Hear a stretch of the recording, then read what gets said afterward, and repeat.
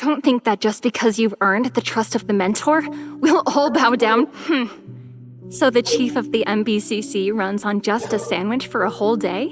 One without lettuce, no less. Irregular meals and unbalanced nutrition. No wonder you're all skin and bones. What are you tearing up for? I'm not worrying about you. The mentor says no flower is born to be bent and trampled. But there are always people who ruin others' lives for their own despicable greed. They deserve to be burned in blazing fire.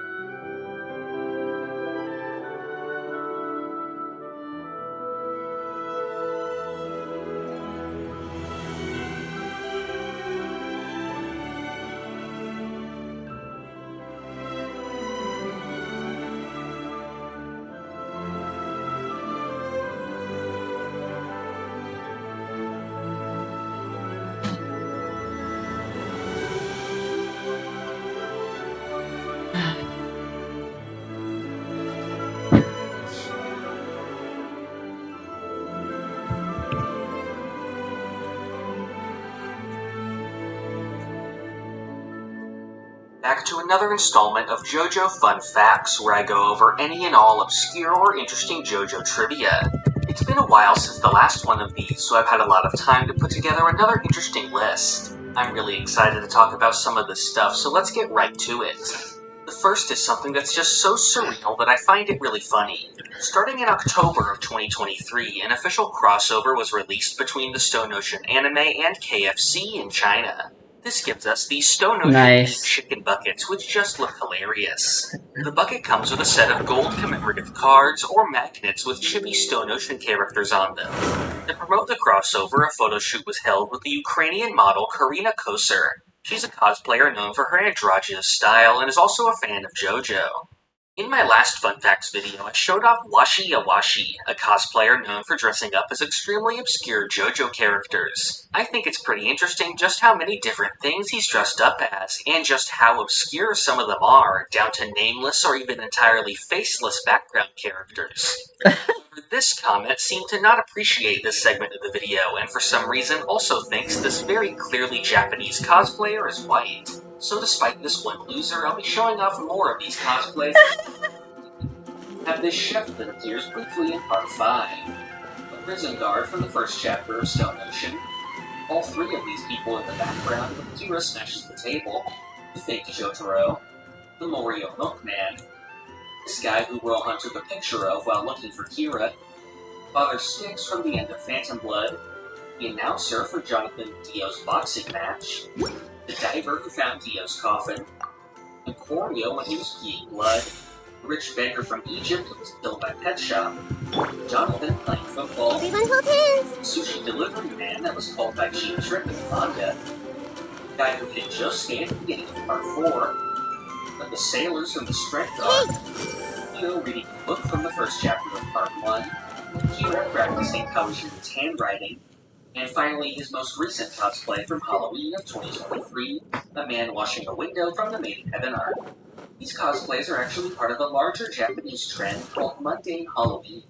This involves people dressing up as things that wouldn't normally be considered Halloween costumes, usually of super specific things that you might see in daily life.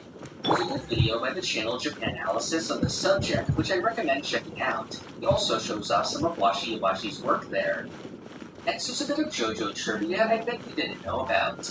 Most people probably remember the end of part 2, which tells us what ended up happening to all the characters. For Lisa, it tells us that she was known for its that indicator preparing for a Hollywood screenwriter. We never actually see this guy or even his name in the manga. However, we actually do learn more about him. This is a centered story, LLF. This is a light novel that runs across the 3 issues of the JoJo magazine, which tells the story of Lisa encountering stand users in South America in the 1970s. It was originally titled Ray Infinity, and for its full release in April of 2024. There's a lot of narration from her perspective, and in this case actually tells us about her second husband. Lisa thinks to herself about how her name has changed over the years. First, it tells us that her name is actually Elizabeth Straizo. Part 2 told us that she was actually raised by Straizo after being saved from the boat, but this story also shows us that he took his name as well. This also seems to imply that Straizo is his last name, which is kind of interesting. Then of course she became Elizabeth Joestar after marrying George II. Finally, we learn the last name of her second husband, with her name becoming Elizabeth Greenberg. It says the 2 of them were both over 50. Greenberg eventually got cancer, and Lisa cared for him until his death.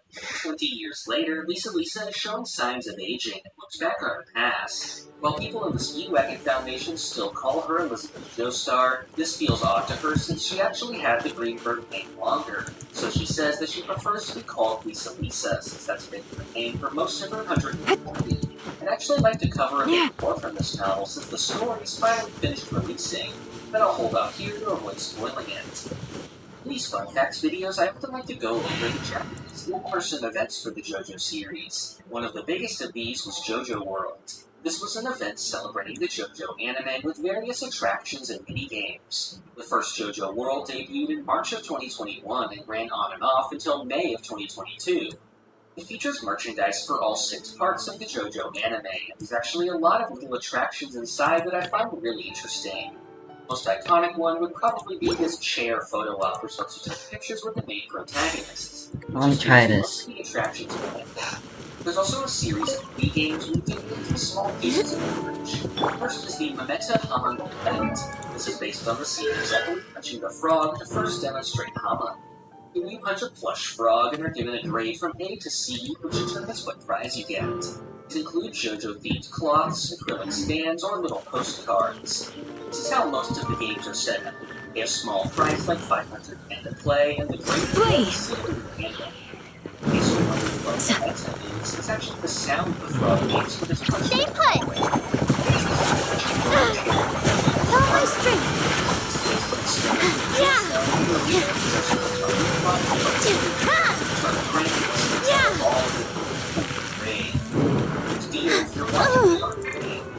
Just hold up your hands. Be ready. You're up! This one is a bit different. For 880 pennies, private screen. You spin a wheel and Do your work. Yeah. We shall Just like we rehearsed. Positions. Yeah.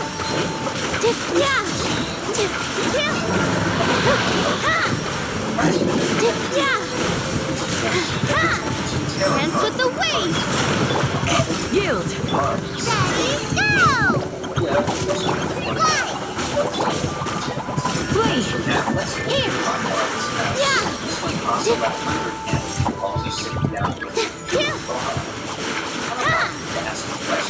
Essentially answer personality quiz. Yield. Manga for playing participants in Dark Knight. That is aesthetic must intense. This is also a personality. Karate or Squadra. Hear my grab! Don't be scared! Karate or Zoto.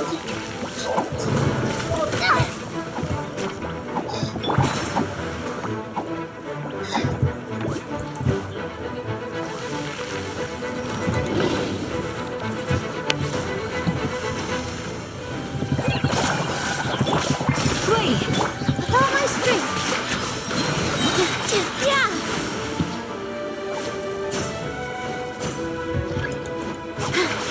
Practice on for size! Hi! You, Blake! You're up!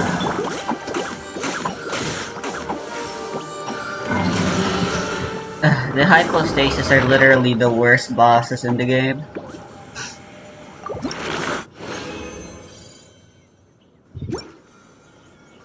Just straight up.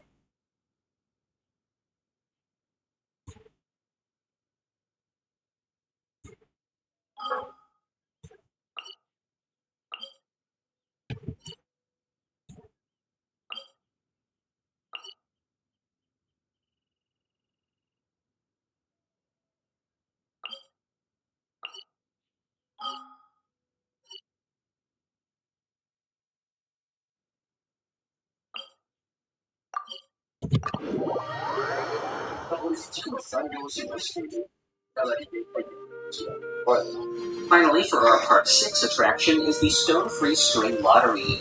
Here's some ropes that look like stone freeze string are hanging from the ceiling, and which one you pull determines your prize. In August of 2022, a new version of the event was released titled JoJo World 2. This had a brand new set of mini-games available. First is Blood Ritual, those chosen by the stone mask. You just put your hand up to a mask on the wall, which determines if you're a vampire or not, giving you one of 3 prizes. Then there's Oh My God, Kisses Sticker Game. Each into a shoe and pull out a sticker, and depending on what it says, you get your grade. Then the Erratic Blaze King Mode Roulette. I think this one's actually really creative. It's based on the moment when SEDC lost his arm, and it was impaled on a spike and spun around before melting. You actually spun arm on a roulette. Then there's Take Me, Caesar Roulette. This is a simple gacha game where the capsules are meant to be seasoned bubbles. The color of the capsule determines your grade, with the highest being a red capsule based on Caesar's blood bubble. Then there's Hand Over Iggy's favorite coffee. Don't be scared! Pick up a pack of gum and hand it to Iggy, determines your grade. Then there's Really Collecting Souls, where up to 2 people play against Darby. This one though, no recording is allowed in the attraction other than your results screen, which is all I could find posted on Twitter. Based on someone's account of the game, first you choose between playing low or over. Then you play the coin dropping game. It seems like you drop real coins into a cup on the table, which is recognized by the game. According to the account, once you get close to overflowing the cup, you're given the option to cheat by pretending to drop a coin or to drop a coin in normally. After winning that, you play one more game. Are you fucking kidding me? How am I this bad? I'm assuming that either way you lose this game, since Darby cheats by using his own cat. Based on what I've read, whether you win or lose at the games before, you still lose your soul and are saved by Jotaro. These games, Jotaro brings us in. After the attraction, a staff member will give you a prize, saying that a man in a school uniform has been given to you. And for the show start reveal tour, give another set of cards, this time for the Egyptian god stands. Next is the Morio Sightseeing Tour. This is another game in a private booth with no filming allowed. For this one, you play a series of touchscreen. They give enamel particles? That's worthless. The next game is actually a sequel to that Part 5 personality quiz from before. In this one, you play games on the computer as either a member of Team Bucciarati or the Squadron. For Bucciarati, you play a hacking game. For the Squadron, you play a finding game. You get a card which is a letter to you from one of the team's members. Finally, we have Delivered the Disc, Operation Savage Garden. This is the biggest of all the games, which makes sense with Stone Ocean's adaptation being new at the time. Thankfully, this one actually does have a video. During the announcement stream for the final batch of the anime, Jolene's voice actress Spyro's Time went through it. The game is of course based on the Savage Garden arc from Part 6. You start by playing a touchscreen game where you tap on objects sent at you by Lang Wrangler while avoiding hitting the rats. Then you have to guide Jolene past obstacles in zero gravity. Then the game tells you that Lang Wrangler's ID card is behind the metal drum in the room. You use this to enter a passcode and finish the game. For playing, you get a badge with the Star Platinum Stand disc. That's all of the JoJo World games. More recently, the event has also made an appearance in America. In March of 2024, it ran in San Jose, California, and in April it's appearing in New Jersey. And Why it not? actually does include some of the mini-games. According to the official website, it has the Stone Mask game and the Iggy Coffee Gun game. Most JoJo fans are aware that after Part 3, Jotaro got a job as a marine biologist. However, this isn't actually accurate since the original manga never actually calls him a marine biologist. The official title of Jotaro's job is actually Ocean Explorer. After the end of Part 4, Jotaro got his PhD in oceanography from his thesis on the starfish of Morio. While marine biology is the study of organisms that live in We shall. oceanography is actually the study of the ocean itself, which encompasses the whole live in. In November 2023, Araki drew art of the character Shotan and Risu from the manga Shotan's Adventures to celebrate eyes the on me. 100th anniversary. The manga debuted in 1923 and was illustrated by Katsuichi Kawashima. He was actually the grandfather of Araki's first editor, Ryosuke Kawashima, who had a very large influence on the first 3 parts of JoJo. In Araki's note with the illustration, he writes, "Going on an adventure with Risu, a squirrel. That's the kind of girl I dreamed of when I was a kid." You're exposed. This may be the reason why so many of Araki's early manga feature some kind of squirrel-like Don't be scared. character. The drawing of Shotan also has a letter T written on his hat, giving a reference to Araki's first serialized manga. Did the dog just teleport? Even dogs can teleport now? For BT, published despite other editors not approving of it, which was very important starting off Araki's career. Some of you may be familiar with this image of Araki eating a donut. Personally, it's always been one of my favorite pictures of him. However, there's actually somewhat of an urban legend surrounding this photo. The picture used to be repeatedly shared online, often with a much larger than normal file size. The rumor was that the image contained a virus that would infect the computer when opened.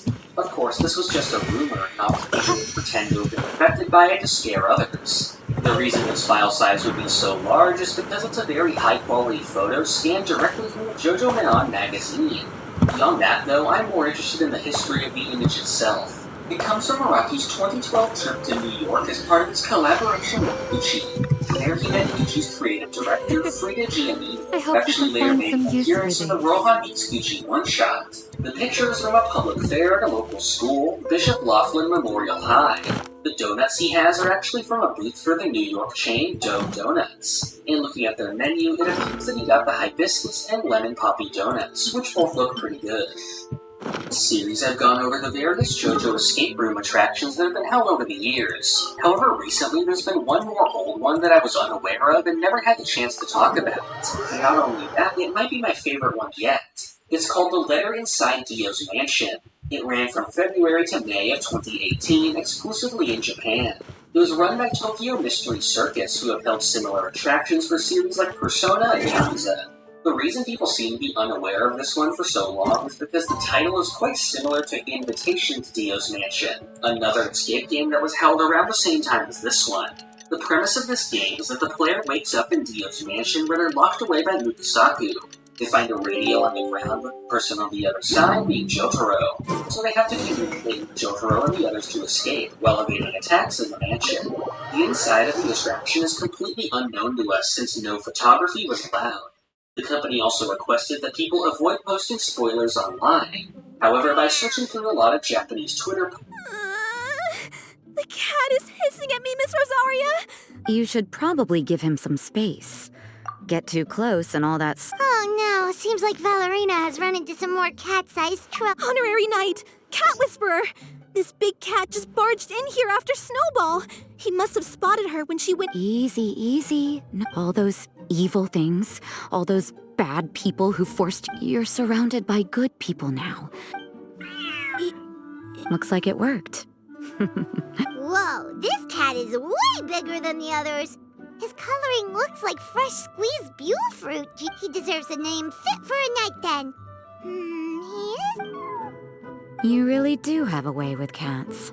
Paimon thinks you deserve to take the credit this time. Sir Pouncelot seemed to... It doesn't matter to me either way. Let Paimon show you how to put Sir Pouncelot completely at ease.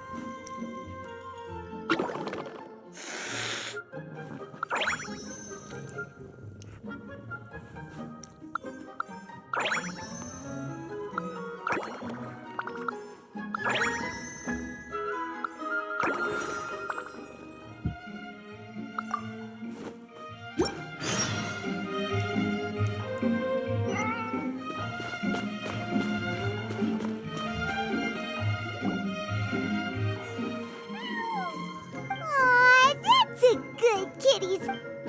You better be on your best behavior from now. He's so adorable. He does have a certain endearing quality about him. The traces of restorative potion indicate that Sir Pouncelot should be in the vicinity. Huh? Oh, it's the traveler Paimon and Sister Rosaria. It appears Sir Pouncelot has taken quite the liking to you. What the fuck? Albedo! It's been such a long time. It's super. I'm assuming the captain of the investigation team is here for Captain? He's a captain of the Knights of Favonia. Please, allow me to explain, sir.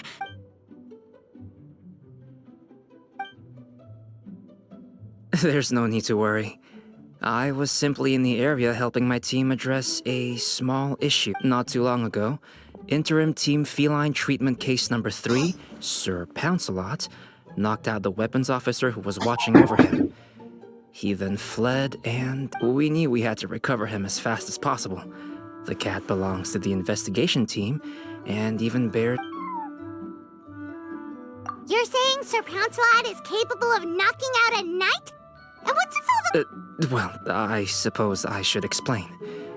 2 months ago... Triple? Even regular-sized cats can get pretty bulky. So that's what happened. No one for cats, or really any animal that lives in the wild. A larger size doesn't exactly confer many advantages.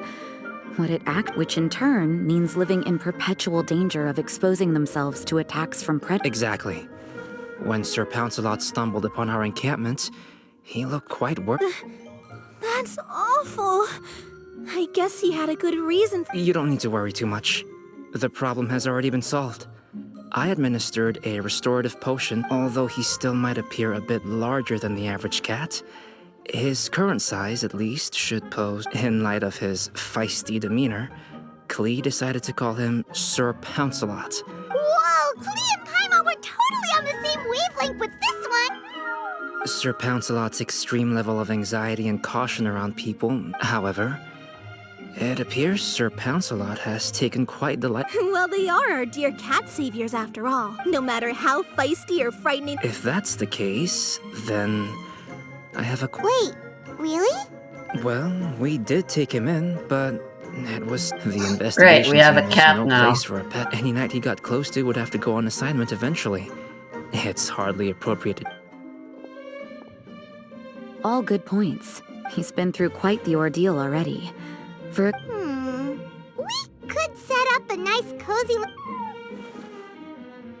Thank you so much, Albedo. Oh, no need to thank me. If you find... That was so touching! I can't believe I got to witness such a special moment!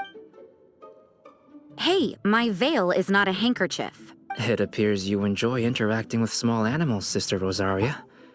I must admit, I find... Paimon can also sense that you're an animal lover, Rosaria. Snowball warmed up to you right from the start. Oh, I didn't really do anything though. Ah, I've got it! I've learned so many useful tips from I've decided to extend the shelter's trial period for a bit in order to go over what I've learned when I open for good. What do you say we run the shelter together, Miss Rose? The sister and the whisperer working together. Oh, well, this errand hasn't proved to be too troublesome. I don't know much about rescuing stray animals, but if my fellow knights run into any strays... Thank you, thank you, thank you! I really can't. The trial phase of the Furball Fortress could not have been more successful. Now that's what Paimon calls a successful commission. Paimon can't wait for the Furball Fortress to open.